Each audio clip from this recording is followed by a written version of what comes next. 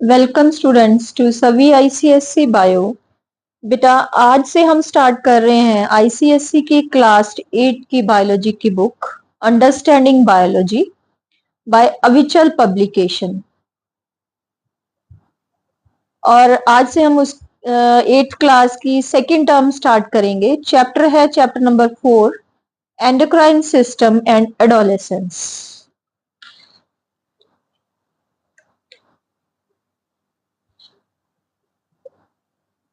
तो जो both nervous and endocrine systems हैं ये कंट्रोल एंड रेगुलेट करते हैं हमारी वेरियस एक्टिविटीज को। And the synthesis and release of some hormones is controlled by nervous system and hormone in turn affect the nervous system. ये both एक दूसरे से कोऑर्डिनेट करते हैं। तो एंडोक्राइन ग्लैंड्स क्या होते हैं? मैंने अभी बोला नाम लिया है endocrine system. Endocrine system comprise करता है एंडोक्राइन ग्लैंड्स का। तो एंडोक्राइन ग्लैंड्स क्या होते हैं बेटा? एंडोक्राइन ग्लैंड्स वो ग्लैंड्स होते हैं जिनकी सिक्रीशन डायरेक्ट जो है वो ब्लड में पोर की जाती है। ये डक्टलेस ग्लैंड्स होते हैं एंडोक्राइन ग्लैंड्स। एंडोक्राइन ग्लैंड्स जो होते हैं इनको डक्टलेस ग्लैंड्स भी बोलते हैं।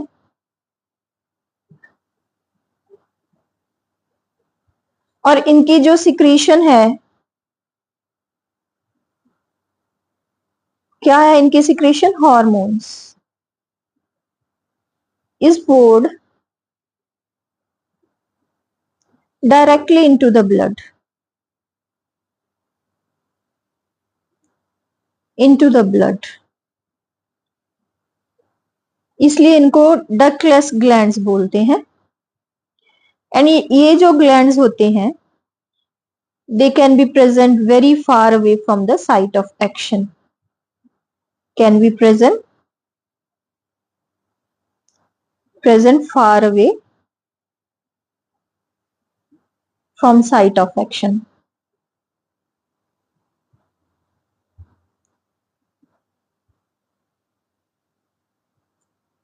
There are two type of glands, endocrine glands and exocrine glands। The endocrine system consists of the number of endocrine glands which secrete special chemicals known as hormones। और ये जो glands होते हैं, these glands do not have any ducts, so they are known as ductless glands and they pour their secretion directly into the blood। दूसरी जो glands है वो है exocrine glands। exocrine glands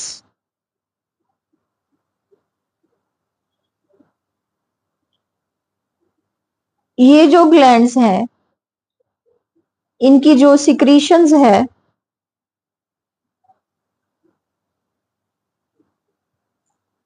poured into the ducts।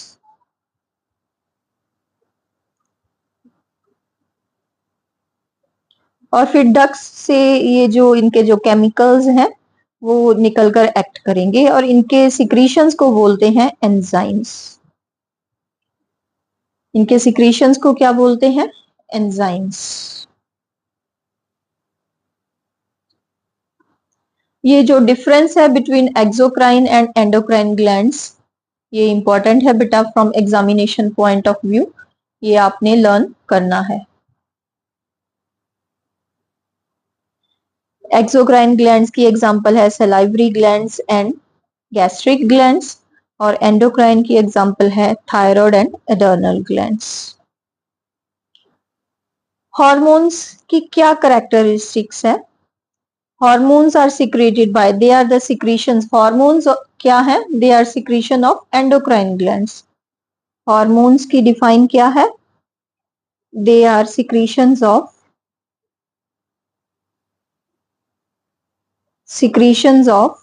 endocrine glands।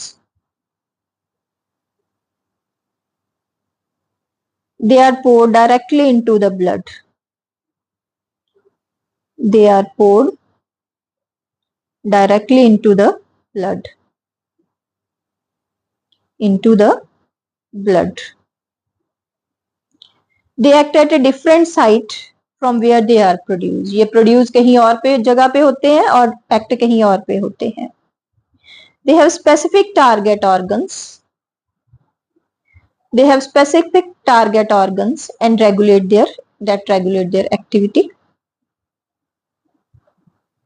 Their deficiency और excess, हाँ जी, इनकी excess और deficiency कमी दोनों के ही कारण डिजीज या डिसऑर्डर हो सकते हैं.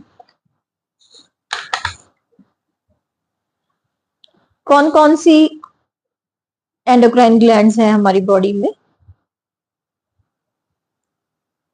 पिट्यूटरी है ब्रेन में, थायराइड्स हैं गले में, पैंक्रियाज हैं स्टमक के नीचे, एडर्नल्स हैं किडनीज के ऊपर, एंड गोनाड्स है रिप्रोडक्टिव सिस्टम में. ओवरीज है फीमेल्स में और मेल्स में है टेस्टिस. पिट्यूटरी ग्लैंड जो है वो बहुत इंपॉर्टेंट है. इसकी लोकेशन क्या है? It is a very small pea shape gland attach to the mid brain. Mid brain में प्रेजेंट होती है यहाँ पे. और जो पिट्यूटरी है इसको मास्टर एंडोक्राइन ग्लैंड बोलते हैं. Pituitary is called master endocrine gland.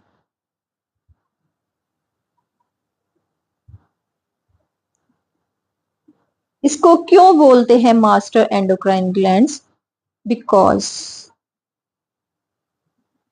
it produces regulating hormones. ये regulating hormones produce करती है. regulating hormones produce करती है which stimulate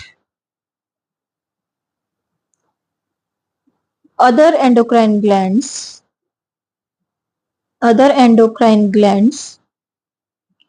to produce their secretion.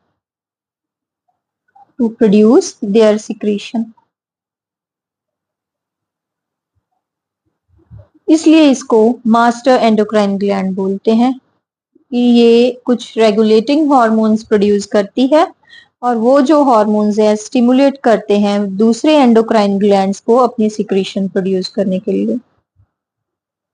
Apart from producing regulating hormones, pituitary also produces its own hormone, growth hormone. Pituitary का hormone क्या है? कौन सा हार्मोन है पिट्यूटरी का?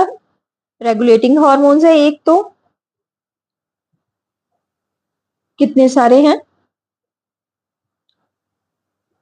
एक है इसका growth hormone. It brings about overall growth of the body. और जो डेफिशिएंसी ऑफ ग्रोथ हार्मोन से डिजीज होता है ड्वार्फिज्म. पिट्यूटरी का कौन सा हार्मोन है? Growth hormone.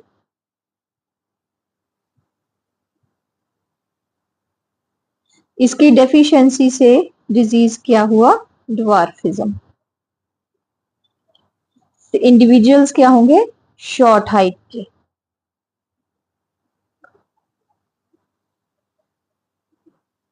लेकिन उनकी मेंटल डेवलपमेंट बिल्कुल सही होगी, जो सिर्फ ओनली ड्वार्फ होंगे. और इनकी एक्सेस से, ग्रोथ हार्मोन की एक्सेस से गाइगेंटिज्म, एबनॉर्मल ग्रोथ होगी.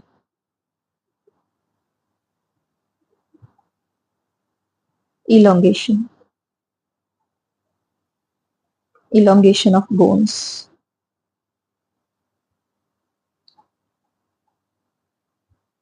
पिट्यूटरी के जो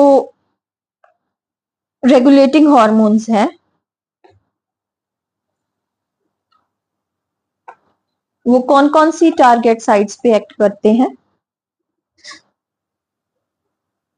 थायराइड स्टिमुलेटिंग हार्मोन है, पैंक्रियाज स्टिमुलेटिंग हार्मोन है, अडर्नल को रेगुलेट करता है, फिर ओवरीज और टेस्टिस को रेगुलेट करता है। ये इसके रेगुलेटिंग हार्मोन्स हैं। तो थायराइड ग्लैंड स्टिमुलेट होने पर थायरॉक्सिन प्रोड्यूस करती है, ये थायराइड ग्लैंड का हार्मोन है। पैंक्रियाज स्टिमुलेट होने पर इंसुलिन प्रोड्यूस करती है। एडर्नल ग्लैंड्स स्टिमुलेट होने पर एड्रेनलिन हार्मोन प्रोड्यूस करती है। ओवरीज स्टिमुलेट होने पर एस्ट्रोजन प्रोड्यूस करती है। टेस्टिस स्टिमुलेट होने पर टेस्टोस्टेरोन हार्मोन प्रोड्यूस करती है। और फिर ये जो थायराइड है, इनकी अब हम डिटेल करेंगे। Thyroid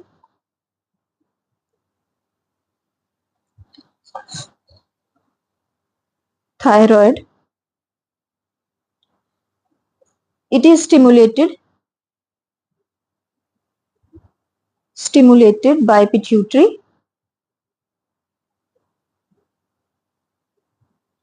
to produce its hormone।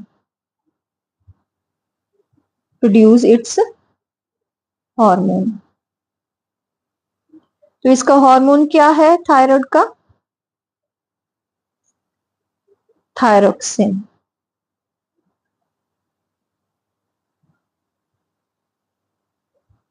ये क्या करता है, इसका फंक्शन क्या है थायरोक्सिन का? ये बेसल मेटाबॉलिज्म को कंट्रोल करता है। It controls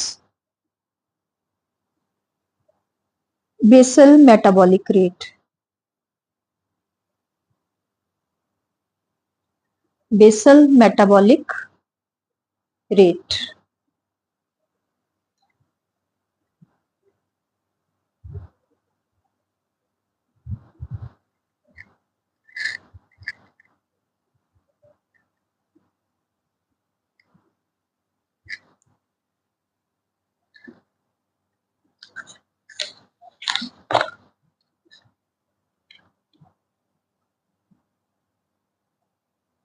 yes.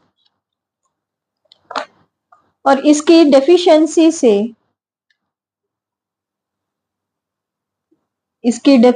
से क्या होता है? इसकी डेफिशिएंसी से गॉइटर नाम की डिजीज जो है हो जाती है। गॉइटर नाम की डिजीज होती है। और गॉइटर में क्या होता है, ये जो रीजन है यहाँ पे, ये जो रीजन है यहाँ पे एक बल्ज सा नेक रीजन में निकल आता है और डिजीज का नाम क्या है? Goitre.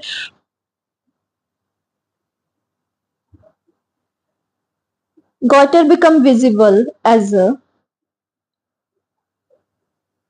bulge in the neck region. Iodine is the major component of thyroxine hormone. तो थायरॉक्सिन हार्मोन का मेन कंपोनेंट क्या है? मेन कंपोनेंट आयोडीन है। So that is why deficiency of iodine in the diet क्या है? Goitre cause कर देती है। So we get iodine through iodized salt। हमें कहां से मिलती है आयोडीन?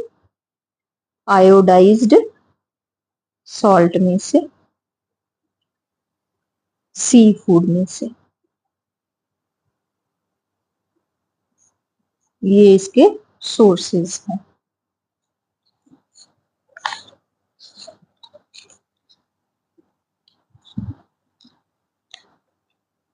नेक्स्ट है पेंक्रियाज।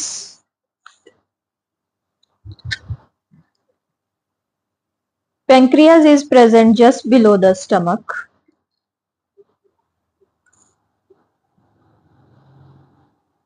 और इसका जो हार्मोन है पेंक्रियाज का,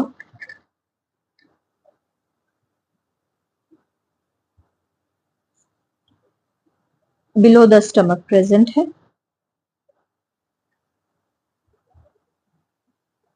इसका हार्मोन कौन सा है? हार्मोन है इसका इंसुलिन। और ये क्या करता है, controls blood sugar level, blood sugar level.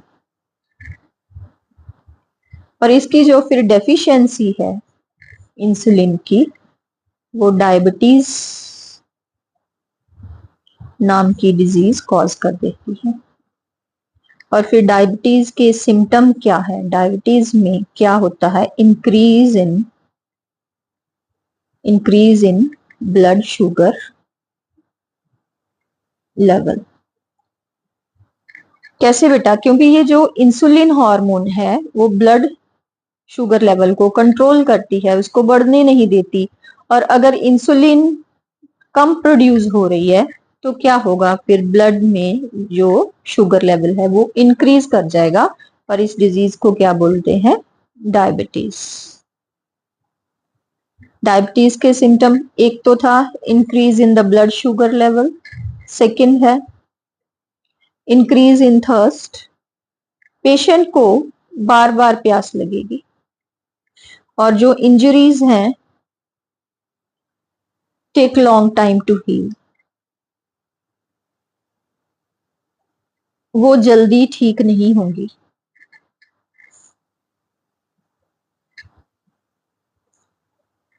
ये थी बेटा पेंक्रियाज का। आपने पेंक्रियाज का हार्मोन क्या है, इंसुलिन है, उसकी डेफिशिएंसी से कौन सी डिजीज कॉज होती है, डायबिटीज। और डायबिटीज के सिम्टम करने हैं। फिर इंसुलिन करता क्या है, ये ब्लड शुगर लेवल को कंट्रोल करता है। नेक्स्ट है adrenal glands, adrenal glands, adrenals means ये किडनीज के ऊपर प्रेजेंट है। रीनल मतलब किडनी, तो किडनी के ऊपर जो ग्लैंड्स प्रेजेंट है ये है एड्रीनल ग्लैंड्स।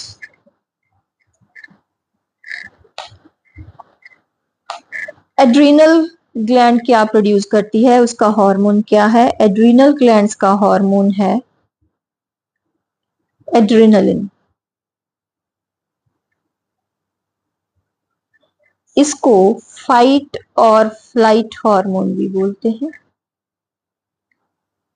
फाइट और फ्लाइट। जब हम बहुत ज्यादा एक्साइटेड होते हैं, मतलब किसी बहुत ज्यादा गुस्से में होते हैं, स्ट्रेस में होते हैं, फियर में होते हैं, तब ये प्रोड्यूस होता है।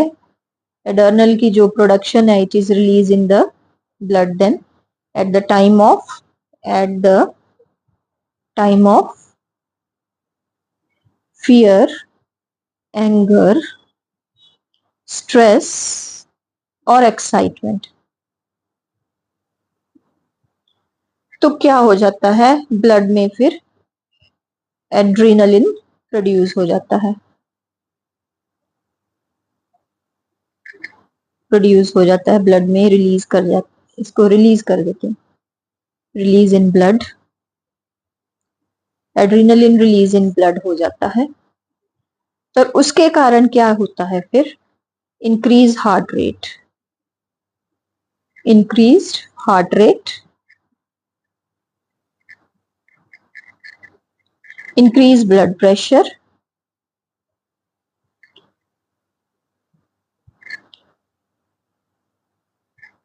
जिसके कारण जो है ब्लड फ्लो फास्ट हो जाता है और हमारा फेस जो है वो रेड फेस नजर आता है। और हमारे, अगर हमने कोई स्नेक देख लिया अपने सामने तो हम डर गए हैं, फियर है, एड्रेनलिन रिलीज हुआ ब्लड में, जिसके कारण हमारा हार्ट रेट इंक्रीज करा, हमारा ब्लड प्रेशर बढ़ा और हमारा फेस रेड हो गया, हमारे हेयर खड़े। बेटा नेक्स्ट जो है हमारी एंडोक्राइन ग्लैंड है वो है gonads, testis and ovaries. Testis are present in male और जो ओवरीज है they are present in females. And gonads secrete sex hormones. तो टेस्टिस कौन सा हार्मोन प्रोड्यूस करती है? टेस्टोस्टेरोन। और ओवरीज कौन सा प्रोड्यूस करती है? एस्ट्रोजेंस। तो ये क्या करते हैं? टेस्टोस्टेरोन क्या करते हैं? Maturation of sperm in the males. और एस्ट्रोजेंस क्या करते हैं? Maturation of ovum in the female. और जो गोनेड्स है they are under the control of pituitary gland. Pituitary gland के रिलीजर हार्मोन के कंट्रोल के अंडर है। इसके साथ हमारा बेटा जो एंडोक्राइन ग्लैंड है वो टॉपिक खत्म हो गया है। अब हम करेंगे adolescence and the accompanying changes. Adolescence क्या है? Adolescence begins around the age of 11 years. Adolescence is the age of transition. It is the age of transition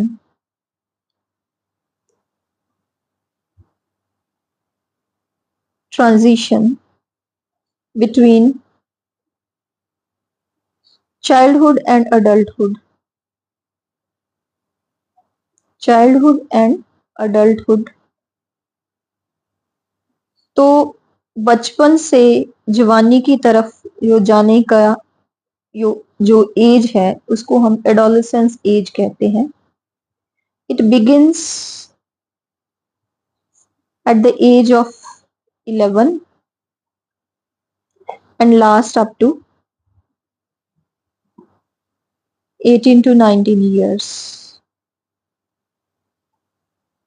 तो इस पीरियड में there is increase physical growth, number of physical, hormonal, behavioural and physiological changes होते हैं। तो इस age को क्या बोलते हैं? Adolescence. Then what are the physical changes? ये आपको क्वेश्चन आ सकता है। What are the physical changes during adolescence? एक उसकी डिफाइन आ सकती है। So there is increase in height, change in body shape, change in voice, increased activity of sweat and sebaceous gland, development of sex organs, development of hair. तो increase in height, there is sudden increase in height क्योंकि जो bones है of arms and legs वो elongate करती हैं। Initially जो है girls grow faster than boys, but the age of 18 both boys and girls reach their maximum height. Change in body shape. Distinct changes occur in the body shapes in the boys and girls. Boys की जो body है वो muscular body बन जाती है, उनके muscles बन जाते हैं। Chest become wider and shoulders become broader. ये boys में होता है। और girls में hips become larger, waist narrower and breasts start developing. ये girls में होता है। Then there is change in voice. There is a change in voice of boys due to enlargement of larynx. यहाँ larynx जो है उनका enlarge हो जाता है जिसके कारण उनकी voice जो है वो change हो जाती है। The voice box become visible outside the throat region. ऐसे नजर आता है इनका voice box as a small protuberance जिसको हम Adam's apple बोलते हैं। तो जिसके कारण boys generally develop a deep voice. Girls में एनलार्जमेंट नहीं होती वॉइस बॉक्स की, तो उनकी हाई पिच वॉइस रहती है। During adolescence both boys and girls often get pimples and acne. ये क्यों होता है? Due to hormonal actions on the sweat and the sebaceous glands. As sweat glands produce more sweat and sebaceous gland produce more oil, तो excess of sweat and oil जो है closes the pores, जो pores है skin में उनको close कर देता है and the pores get infected and become red and swollen. फिर जिसको हम क्या बोलते हैं? Pimples. And pimples generally disappear when at the time when the boys and girl mature, जब मैच्योर हो जाते हैं तो वे अपने आप खत्म हो जाते हैं। डेवलपमेंट ऑफ सेक्स ऑर्गन्स, जो बॉयज हैं उनके टेस्टिस मैच्योर हो जाती है और start producing the sperm. Girl में जो है ओवरीज मैच्योर हो जाती है, start producing the ova and the menstrual cycle begins. और फिर नेक्स्ट है development of hair. Hair growth occurs in the armpit region and pubic area in both boys and girls. In boys, hair growth also occur on the face और फिर mustache और beard के रूप में hair growth होती है। ये difference है between the physical changes in the boys and physical changes in the girls during adolescence. ये आपको डिफरेंट क्वेश्चन आ सकता है। Then what are the emotional changes during adolescence? Adolescence period जो है it is a period of intellectual development. Brain development बहुत ज्यादा होती है, इंटेलेक्चुअल डेवलपमेंट होती है, इमोशनल डेवलपमेंट होती है due to increase production of hormones. There is spurt in the cognitive development. Independent thought बच्चे को आने लगते हैं, क्यों क्या कैसे बच्चा पूछने लगता है। क्रिटिकल लर्निंग डेवलप करती है, सेल्फ कॉन्शियसनेस डेवलप करती है इसमें। एडोलेसेंस अंडरगोज मूड स्विंग और बिहेवियर चेंज करता है बच्चे का। रेबेलियस एटीट्यूड हो जाता है बच्चे का, फीलिंग ऑफ इनसिक्योरिटी आ जाती है and lot of peer pressure. Then personal hygiene. Since there is an active secretion of the sweat and sebaceous gland, तो इसलिए हाइजीन रखनी बहुत जरूरी है। नहाना चाहिए daily. It helps toward bacterial infection and girls need to take extra care of personal hygiene during menstruation. Stress management, क्योंकि जो एडोलेसेंट है उनमें बहुत ज्यादा ट्रांसफॉर्मेशन होती है फ्रॉम चाइल्डहुड टू अडल्टहुड। बहुत ज्यादा इमोशनल चेंजेस आते हैं, फिजिकल चेंजेस आते हैं, साइकोलॉजिकल चेंजेस आते हैं। They often show stress and conflict for social adjustment, like relationship, जो ब्रदर सिस्टर है, सिबलिंग्स है, उनके साथ एडजस्ट करने में प्रॉब्लम आती है, फैमिली के साथ एडजस्ट करने में प्रॉब्लम आती है, स्कूल में एडजस्ट करने में प्रॉब्लम आती है। There is experience frustration and depression, show spurts of anger, जल्दी गुस्सा आता है। तो इनको ओवरकम करने के लिए क्या करना चाहिए बच्चों को? योगा, मेडिटेशन, स्पोर्ट्स, हॉबीज, ये स्ट्रेस कम करने में मदद करती है। फिजिकल एक्सरसाइज जरूरी है टू ओवरकम स्ट्रेस। देन बेटा माइंड मैप है, इसमें इससे आपको ना ये चैप्टर जो इजीली समझ आ जाएगा। इसमें पहले दिया हुआ है टाइप ऑफ ग्लैंड्स, फिर एक्सोक्राइन ग्लैंड, एंडोक्राइन ग्लैंड, उनके डिफरेंसेस और एग्जांपल्स दिए हुए हैं। देन एंडोक्राइन ग्लैंड, उनके फंक्शंस और डेफिशिएंसी। ये आप चार्ट ही कर लोगे तो आपको पूरा चैप्टर आ जाएगा। Then what are the physical changes during adolescence in the boys and girls है, ये दोबारा दिया हुआ, ये बहुत इंपॉर्टेंट है। Then what are the emotional changes during adolescence, ये आप यहां से ही कर लो तो भी ठीक है। तो उम्मीद करती हूँ कि ये जो लेक्चर है हमारा ये आपके लिए बेनिफिशियल हुआ होगा, आपको समझ आ गया होगा जो हमने आज किया। Thank you for watching.